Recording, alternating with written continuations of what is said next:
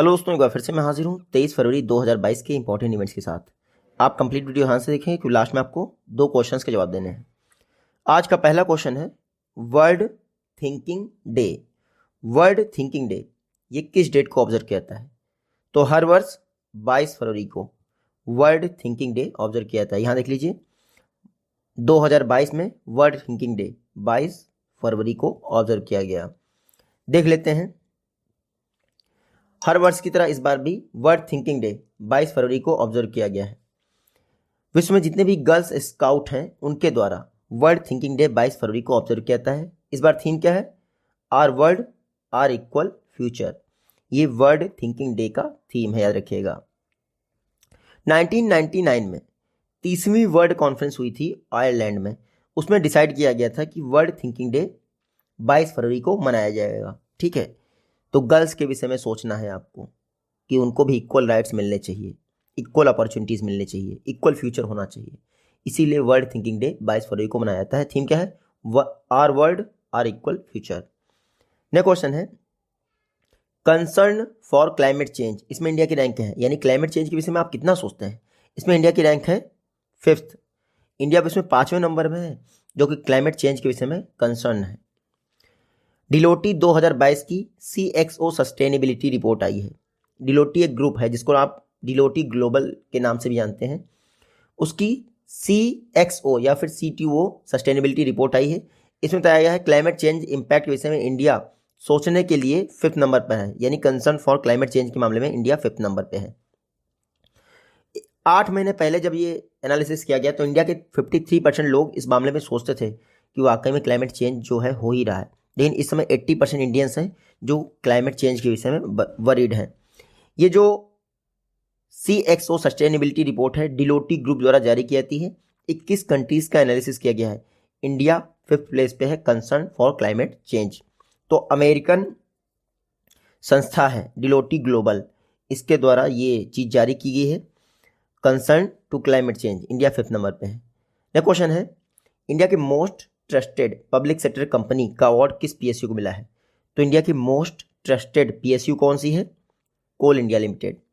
कोल India limited पर सबसे ज़्यादा भरोसा दिखाया गया है। हाल ही में इंडिया की most trusted public sector company, इसका अवार्ड मिला है कोल इंडिया लिमिटेड को।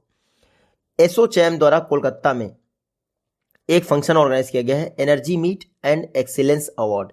Energy meet and excellence award function किसने ऑर्गेनाइज किया है? एसोचैम ने। कहाँ पर? कोलकाता में।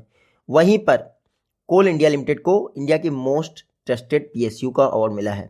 इवन जो कोल इंडिया के चेयरमैन हैं मिस्टर प्रमोद अग्रवाल, इनको जनवरी 2022 में टॉप 40 CEOs की लिस्ट में शामिल किया गया था।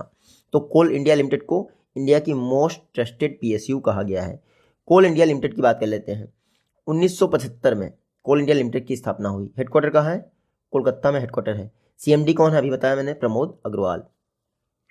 नेक्स्ट क्वेश्चन है ईस्टर्न ब्रिज 6, ईस्टर्न ब्रिज, ये 6वां एडिशन इस एक्सरसाइज का हुआ है। किस कंट्री की एयरफोर्स के बीच में और इंडिया के बीच में? तो इंडिया और ओमान की एयरफोर्स के बीच में ईस्टर्न ब्रिज 6 एयरफोर्स एक्सरसाइज हुई है। यहाँ देख लीजिए आप, इंडिया की एयरफोर्स और रॉयल एयरफोर्स ऑफ ओमान यानी ओमान की एयरफोर्स के बीच में ईस्टर्न ब्रिज 6 एक्सरसाइज हुई है राजस्थान के जोधपुर स्टेशन में। तो ईस्टर्न ब्रिज का 6वां एडिशन है, राजस्थान के जोधपुर में हुआ है। इंटर ऑपरेबिलिटी को चेक करने के लिए इंडिया और ओमान की एयरफोर्सेस के बीच में ईस्टर्न ब्रिज, इतना याद रखिएगा, इंडिया और ओमान की एयरफोर्सेस के बीच में राजस्थान के जोधपुर में ईस्टर्न ब्रिज एक्सरसाइज का 6वां एडिशन हुआ है। ओमान की बात कर ले अगर, तो ये देखिए आप, ये है आपका मैप में ओमान। इसकी कैपिटल क्या है? मस्कट। करेंसी क्या है? रियाल। और सुल्तान कौन है? हैथम बिन तारिक। ईस्टर्न ब्रिज एक्सरसाइज याद रखिएगा। नेक्स्ट क्वेश्चन है अ हिस्ट्री ऑफ श्रीनिकेतन, ये बुक किसने लिखी है? अ हिस्ट्री ऑफ श्रीनिकेतन, ये बुक है उमा दास गुप्ता की। तो रविन्द्रनाथ टैगोर जी के जो शांति निकेतन था उसी में एक श्री निकेतन स्थापित किया गया था। अ हिस्ट्री ऑफ श्री निकेतन उमा दास गुप्ता की बुक है। बस इतना याद रखिएगा। श्री निकेतन की स्थापना शांत निकेतन कैंपस में 1922 में की गई थी। तो इंडिया में पहली बार नोबेल किसको मिला था? रविन्द्रनाथ टैगोर को गीतांजलि के लिए 1913 के आसपास मिला था। इन्हीं के द्वारा श्री निकेतन स्थापित किया गया था। उस पर एक बुक लिखी है अ हिस्ट्री ऑफ श्री निकेतन, उमा दास गुप्ता ने लिखी है। बुक को पेपर मिसाइल द्वारा पब्लिश किया जाएगा। श्रीनिकेतन कहाँ है? वेस्ट बंगाल में। नेक्स्ट क्वेश्चन है इंटरनेशनल ओलंपिक कमेटी, इसकी स्थापना किस वर्ष की थी? 1894 में। पेरिस में इसकी स्थापना की गई थी। 1896 में पहली बार ओलंपिक हुआ था। इंटरनेशनल ओलंपिक कमेटी चर्चा में क्यों है, देख लेते हैं। आईओसी एथलीट कमीशन, यानी इंटरनेशनल ओलंपिक कमेटी का जो एथलीट कमीशन है, आईओसी एथलीट कमीशन, इन्होंने आइस हॉकी प्लेयर एमा तेरो को क्या बनाया है? आईओसी एथलीट कमीशन का चेयरपर्सन बनाया है। एमा तेरो फिनलैंड की है। तो पहले आप देख लीजिए, ये है आपकी एमा तेरो, ये फिनलैंड की है, आइस हॉकी प्लेयर हैं। इनको आईओसी एथलीट कमीशन का क्या बनाया गया है? चेयरपर्सन बनाया गया है। नाम याद रखिएगा, एमा तेरोहो। क्या नाम है? एमा तेरोहो। तो एमा तेरोहो आईओसी एथलीट कमीशन की चेयरपर्सन बनी है। बाकी क्या है? बाकी उसके बाद आप देख लीजिए, सेउंग मिन रयू, ये कोरिया के हैं, इनको वाइस चेयरपर्सन बनाया गया है। तो वो भी आप देख लीजिए, ये हैं सेयुंग मिन रो, कोरिया के हैं, वाइस चेयरपर्सन बनाया गया है। बाकी इनके विषय मत जानिए, ये सेकंड वाइस चेयरपर्सन बनी है। तो देख लेते हैं आईओसी एथलीट कमीशन, इसके चेयरपर्सन कौन बनी है? तो फिनलैंड की है आइस हॉकी प्लेयर, नाम क्या है? एमा तेरोहो 5 टाइम की ओलंपियन रही हैं। हाल ही में आईओसी एथलीट कमीशन की क्या बने हैं? चेयरपर्सन। कहाँ से है एमा तेरोहो? फिनलैंड की। इंटरनेशनल ओलंपिक कमेटी 1894 में स्थापना हुई। लोसाने में हेडक्वार्टर है, थॉमस बाक इसके हेड हैं। आईओसी का मुंबई में सेशन होना है 2023 में, याद रखिएगा। नेक्स्ट क्वेश्चन है शकीबुल गनी वर्ल्ड के पहले प्लेयर हैं जिन्होंने फर्स्ट क्लास क्रिकेट में अपने पहले डेब्यू मैच में 3rd सेंचुरी यानी ट्रिपल सेंचुरी मार दी है। शकीबुल गनी कहां से आते हैं? बिहार से। तो फर्स्ट क्लास क्रिकेट यानी रणजी ट्रॉफी में ये हैं शकीबुल गनी, इन्होंने रणजी ट्रॉफी का पहला मैच खेला और 341 रन बना दिए। कितने? 341 रन। शकीबुल गनी बिहार से हैं, याद रखिएगा। अब बॉलें तो आपसे पूछेंगे नहीं, लेकिन फिर भी आप पढ़ सकते हैं कितनी बॉल्स मारी हैं। शकीबुल गनी ने 341 रन बनाए हैं 405 बॉलों में। तो फर्स्ट क्लास क्रिकेट में पहले डेब्यू मैच में ट्रिपल सेंचुरी मारने वाले पहले प्लेयर बन गए हैं शकीबुल गनी। रणजी ट्रॉफी का पहला एडिशन 1934 में हुआ था। सबसे ज़्यादा बार मुंबई ने जीता है, बॉम्बे ने जीता है रणजी ट्रॉफी। शकीबुल गनी का नाम रखिएगा, Bihar. ICCR Indian council for cultural relation, इसके द्वारा एक craft exhibition cum fair organise किया जा रहा है भारत के किस शहर में? ICCR द्वारा craft exhibition cum fair Delhi में ऑर्गेनाइज किया जा रहा है। कहाँ पर? दिल्ली में। देख लेते हैं Indian council for cultural relation, ये दिल्ली में एक क्राफ्ट एग्जीबिशन ऑर्गेनाइज कर रहा है डिप्लोमेटिक कम्युनिटी के विषय में, इंडियन क्राफ्ट को प्रमोट करने के लिए। तो दिल्ली में बीकानेर हाउस है, वहीं पर ये क्राफ्ट एग्जीबिशन ऑर्गेनाइज किया जाएगा ICCR द्वारा। इसका नाम क्या होगा? क्राफ्ट कल्चर कम्युनिटी क्लाइमेट, यानी 4C पर आधारित होगा ये क्राफ्ट एग्जीबिशन। नई दिल्ली में हो रहा है, याद रखिएगा। बाकी मेरे ख्याल से ICCR Indian council for cultural relation ये क्या कर रहा है? लैंग्वेजेस को टीच करने के लिए कोर्स डिजाइन करेगा। कजाकिस्तान और इंडोनेशिया में इंडिया की लैंग्वेजेस को टीच करने के लिए कोर्स डिजाइन करेगा फॉरेन लैंग्वेज इंस्टीट्यूट के साथ मिलकर। तो ICCR ये एग्जीबिशन याद रखिएगा दिल्ली में हो रहा है। Indian council for cultural relation ये फॉरेन अफेयर्स मिनिस्ट्री के तहत आता है मेरे ख्याल से। अप्रैल 1950 को स्थापना हुई थी, हेडक्वार्टर है नई दिल्ली में। ICCR के प्रेसिडेंट हैं विनय सहस्त्र बुद्धे। तो ICCR Indian council for cultural relation, ये आप लोगो देख लीजिए। नेक्स्ट क्वेश्चन है किस स्टेट ने अपना पहला बायोडाइवर्सिटी पार्क स्थापित किया है? तो हिमाचल प्रदेश द्वारा पहला बायोडाइवर्सिटी पार्क स्थापित किया गया है। हिमाचल प्रदेश हाल ही में अपना पहला बायोडाइवर्सिटी पार्क स्थापित कर रहा है, जो इंडेंजर्ड हिमालयन हर्ब्स हैं, झाड़ियाँ हैं, उनको कंजर्व करने के लिए। तो मंडी की भुलाह वैली में स्थापित किया जा रहा है हिमाचल प्रदेश का पहला बायोडाइवर्सिटी पार्क। 1 करोड़ की लागत से बनेगा। National mission on Himalayan studies, ये हिमाचल प्रदेश फॉरेस्ट डिपार्टमेंट का मिशन है, इसके तहत हिमाचल प्रदेश का पहला बायोडाइवर्सिटी पार्क स्थापित किया जा रहा है। बात करते हैं हिमाचल प्रदेश की, ये है हिमाचल प्रदेश, कैपिटल है शिमला, विंटर कैपिटल है धर्मशाला। गवर्नर कौन है? राजेंद्र अर्लेकर हिमाचल प्रदेश के गवर्नर हैं। जयराम ठाकुर हैं यहाँ के chief minister. Tin valley national park कहाँ है? हिमाचल प्रदेश में, इतना याद रखिएगा। नेक्स्ट क्वेश्चन है फसाई एक्ट, ये किस वर्ष पास हुआ था? फसाई एक्ट पास हुआ था 2006 में, लेकिन फसाई की स्थापना कब हुई थी? 2011 में। हाल ही में फसाई द्वारा नई दिल्ली की जो 4 पुलिस स्टेशन हैं इनको ईट राइट कैंपस घोषित किया गया है। Food safety and standards authority of India, फसाई ने ईट राइट कैंपस घोषित किया है नई दिल्ली की 4 railway station, sorry police station को। ईट राइट मूवमेंट किसका है? फसाई का है।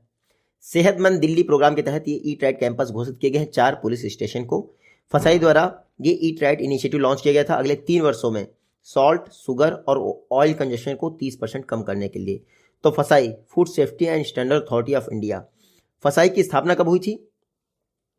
अगस्त 2011 में, लेकिन एक्ट 2006 में ही पास कर दिया गया था। फसाई का हेडक्वार्टर नई दिल्ली में, चेयरपर्सन है रीता तेवतिया। फसाई का लोगो आप देख लीजिए, मिनिस्ट्री ऑफ हेल्थ के तहत आता है, फूड के तहत आता है फसाई। देख लेते हैं नेक्स्ट आर्टिकल क्या है हमारा।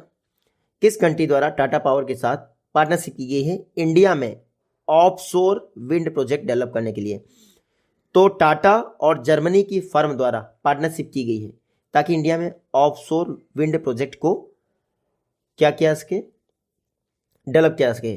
तो joint development of offshore wind project in India, इसके लिए टाटा पावर्स और जर्मनी की RWE रिन्यूएबल एनर्जी कंपनी ने आपस में पार्टनरशिप की है। 2030 तक 30 गीगावाट के ऑफशोर विंड इंस्टॉलेशन करने का अचीवमेंट हासिल करना है, ये गवर्नमेंट ऑफ इंडिया ने अनाउंस किया है। 30 गीगावाट का ऑफशोर विंड एनर्जी बनानी है, इसके लिए टाटा पावर और जर्मनी की एक RWE एनर्जी फर्म है उसके बीच में पार्टनरशिप की गई है। इंडिया में आपको पता है 7600 किलोमीटर की क्या है, कोस्ट लाइन है, तो ऑफशोर विंड एनर्जी बहुत बन सकती है। अच्छा, टाटा पावर्स के CEO कौन है? प्रवीण सिन्हा। एन चंद्रशेखरन फिर से 5 वर्ष के लिए टाटा ग्रुप के चेयरपर्सन बन गए हैं। यह क्वेश्चन है एडिडास, इसके ब्रांड एम्बेसडर कौन बनी है? तो मनिका बत्रा। सौरभ बत्रा से कोई रिलेशन, विक्रम बत्रा से कोई रिलेशन नहीं इनका। ये देख लीजिए आप बसना, ये है Manika Batra, table tennis player, India की पहली टेबल टेनिस प्लेयर जिन्होंने कॉमनवेल्थ 2018 में गोल्ड मेडल जीता था। मनिका बत्रा एडिडास की क्या बन गई है? ब्रांड एम्बेसडर बन गई हैं। बस आपको इतना ही याद रखना चाहिए। बैंक ऑफ बड़ौदा ने किस पैरामिलिट्री फोर्सेस के साथ MOU साइन किया है सेंट्रल फोर्स सैलरी पैकेज के लिए? Bank of Baroda, Assam rifles, इनके साथ MOU साइन किया गया है किसके लिए? सेंट्रल फोर्स सैलरी पैकेज के लिए। बैंक ऑफ बड़ौदा ने MOU साइन किया है असम राइफल्स के साथ सेंट्रल फोर्सेस सैलरी पैकेज के लिए। तो याद रखिएगा, असम राइफल्स के जो रिटायर्ड या फिर सर्विंग एम्प्लॉय हैं उनको बैंक ऑफ बड़ौदा द्वारा सैलरी पैकेज दिया जाएगा। असम राइफल्स की बात करें, ओल्डेस्ट पैरामिलिट्री फोर्स है। 20 जुलाई 1908 को असम राइफल्स की स्थापना हुई, सॉरी बैंक ऑफ बड़ौदा की स्थापना हुई थी। Assam rifles bank of Baroda के बीच में MOU साइन हुआ, तो बैंक ऑफ बड़ौदा की बात कर लेते हैं। 1908 को बैंक ऑफ बड़ौदा की हेडक्वार्टर हुई, स्थापना हुई। वडोदरा में हेडक्वार्टर है, चेयरपर्सन है हर्षमुख अढ़िया, MD एंड CEO है संजीव चड्ढा। नेक्स्ट क्वेश्चन है होंडा कार्स इंडिया लिमिटेड के प्रेसिडेंट एंड CEO कौन अपॉइंट किए गए हैं? होंडा कार्स इंडिया लिमिटेड, इसके प्रेसिडेंट एंड CEO कौन अपॉइंट किए गए हैं? तकुया समूरा, ये हैं आपके तकुया समूरा। इंडिया में जो होंडा कार्स है उसके प्रेसिडेंट एंड CEO बने हैं तकुया समूरा ने किसको रिप्लेस किया है? तो अभी तक इंडिया में जो होंडा कार्स के प्रेसिडेंट एंड CEO थे गाकू निकानिशी, उनको रिप्लेस किया है तकुया समूरा ने। तो याद रखिएगा, समूरा 30 वर्षों से होंडा सिटी में काम कर रहे हैं, होंडा वाले, होंडा सिटी नहीं। अच्छा, प्रेसिडेंट फ्लाइट रिव्यू, इसका कौन सा एडिशन विशाखापट्टनम में हो रहा है? तो विशाखापट्टनम में दूसरा हो रहा है, लेकिन टोटल फ्लाइट रिव्यू का 12वां एडिशन विशाखापट्टनम में हो रहा है। तो 12वां एडिशन प्रेसिडेंट फ्लीट रिव्यू का कहाँ हो रहा है? विशाखापट्टनम में। डिफेंस मिनिस्टर राजनाथ सिंह जी इस इवेंट को जो प्रेजेंट रहेंगे। प्रेसिडेंट फ्लाइट रिव्यू दूसरी बार विशाखापट्टनम में हो रहा है। इससे पहले प्रेसिडेंट फ्लाइट रिव्यू 2006 में हुआ था, जब उस समय प्रेसिडेंट थे अब्दुल कलाम जी। मैं आपको बता दूं 12वां फ्लाइट रिव्यू है प्रेसिडेंट फ्लाइट रिव्यू। शुरुआत कब हुई थी? 1953 में। मोस्टली मुंबई में ही होता है, लेकिन विशाखापट्टनम में सेकंड टाइम हो रहा है। फर्स्ट फ्लाइट रिव्यू के समय कौन थे? प्रेसिडेंट राजेंद्र प्रसाद जी 1953 में। तो प्रेसिडेंट फ्लाइट रिव्यू कई सारी कंट्रीज पार्टिसिपेट कर रही हैं।